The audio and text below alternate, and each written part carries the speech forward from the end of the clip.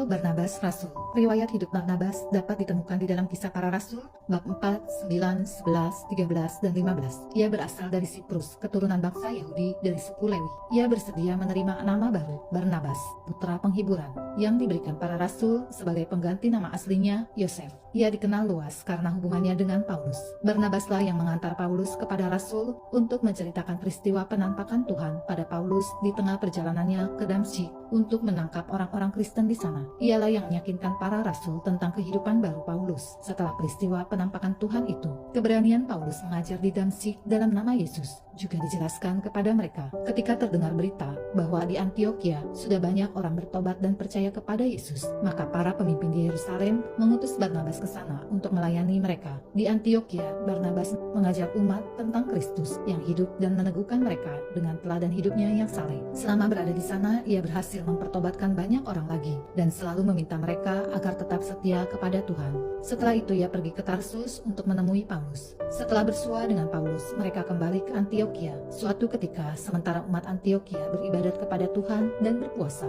Roh Kudus menaungi mereka dan bersabda, "Khususkanlah Barnabas dan Paulus bagiku untuk tugas yang telah kutentukan bagi mereka." Setelah berpuasa dan berdoa, mereka meletakkan tangan ke atas kedua orang itu dan membiarkan keduanya pergi. Dari sana mereka berlayar ke Siprus. Setiba di Salamis, mereka mewartakan sabda Tuhan dalam rumah-rumah ibadat Yahudi. Yohanes Markus membantu mereka dalam misi pertama penyebaran Injil di Asia Kecil itu. Mereka mempertobatkan banyak orang, tetapi sebaliknya mereka pun mengalami banyak penderitaan demi Injil Kristus, karena umat baru dari bangsa-bangsa bukan Yahudi itu dirisaukan oleh anggota-anggota umat yang dipimpin Yakobus. Maka umat Antiokhia mengutus Barnabas dan Paulus ke konsili Yerusalem. Konsili ini menetapkan syarat penerimaan orang kafir ke dalam pangkuan gereja tanpa harus menjalani aturan hukum Taurat. Setelah perkara itu tuntas, Paulus mengajukan usul kepada Barnabas, "Mari kita kunjungi saudara-saudara di semua kota di mana kita telah menaburkan benih sabda Tuhan untuk melihat keadaan mereka."